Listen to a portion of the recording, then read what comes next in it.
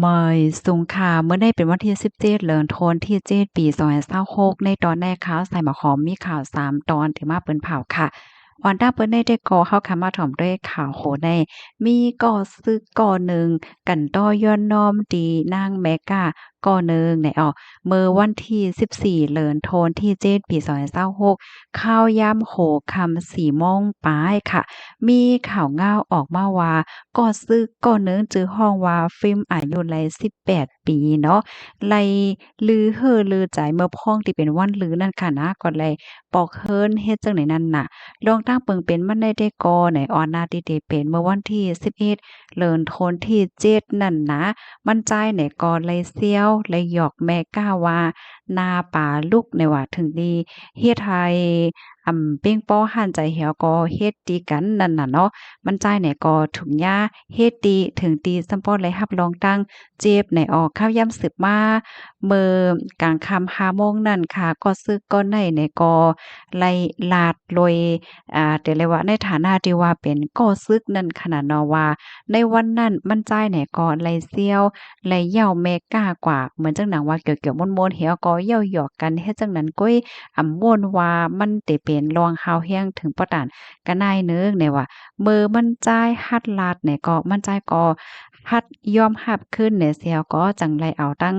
หมอกเหเต้นหอมว่าซังว่าจังนี้เหี่ยวก็มาย้อนน้อมกันต่อที่แม่ก้าถึงที่เฮิ้นเนี่ย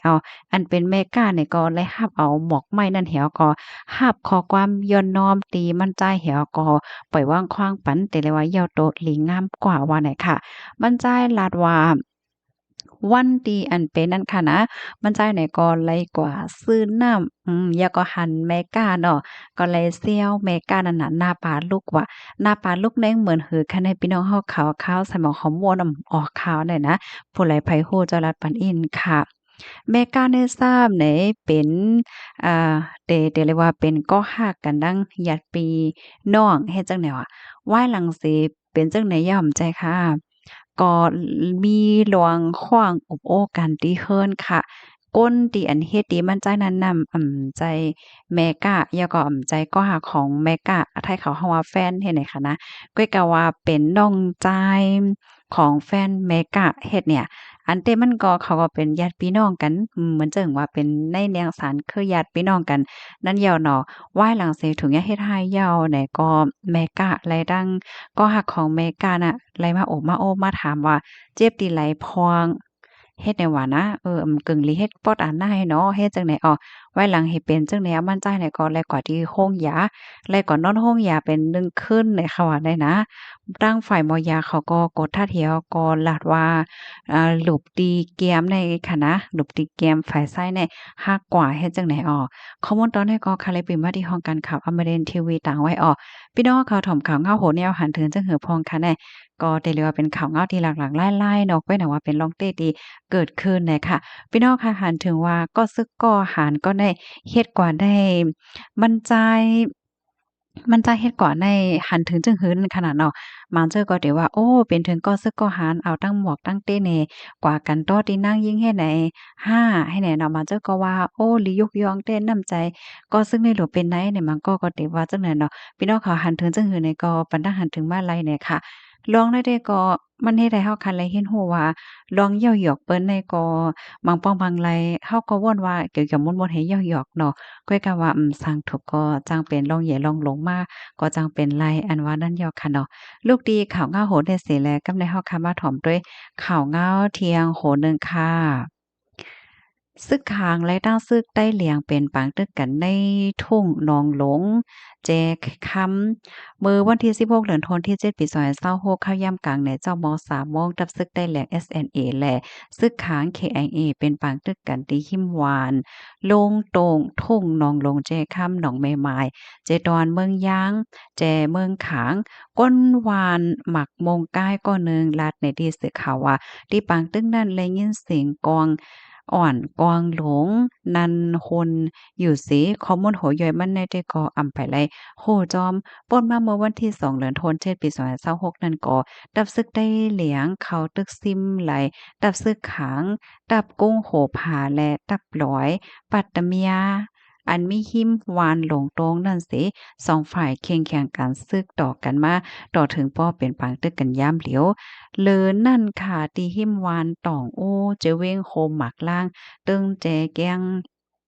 เลียนลินจับเมืองขางนั่นไหนก็ดับซึกได้เหลียงแลซึกขางเป็นปางตึกกันเฮาแฮงไว้เหมือนกันไหนค่ะอ๋ออันในก็ได้ว่าเป็นข่าวเงาต่างปอดตอนปุ่นค่ะเนาะ ข้อมูลตอนในค่ะเฮาเนี่ยก็เลยเปิงอิงออกมาที่ห้องการข่าวเงาหาเสียงใต้เตรียมต่างไว้Source ใน Homeland News Agency ในค่ะลูกดีข่าวเงาโหในเสแลกับในฮอกคามาถ่อมด้วยข่าวเงาเที่ยงโหนึงค่ะก้นหลอมเข้าเมืองถูกยาติงยับก้มโตในเมื่อวันที่16เดือนธันวาคมที่7ปี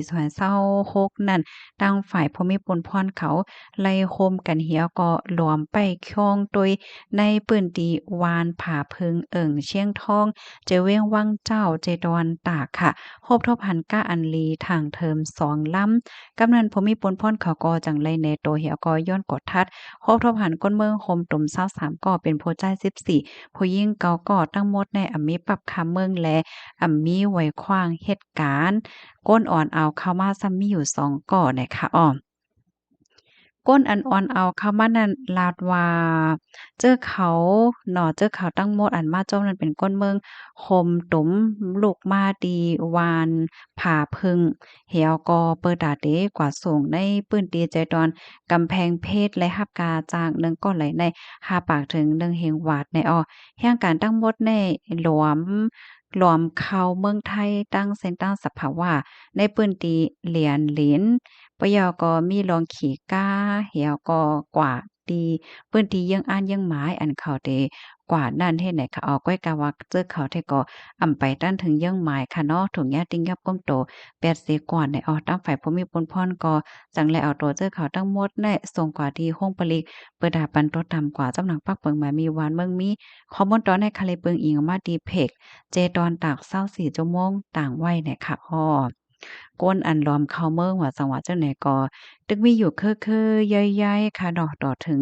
มื้อเหลียวในเฮ็ดจังไหนนะก้อยกะว่าพ่องย่ามมื้อเหลียวในแต่ก็จังหนังว่าค่ะเนาะเปิ้นมีลองแข้งเคียงก็ทาดแฮงแต่ยาวอำบ่ได้เป็นตั้งปอต้นแลนลิ้นจอมหลานป้าแจ่มเปิ้นตีอยู่เศร้าไหลเจ้าในเนี่ยค่ะ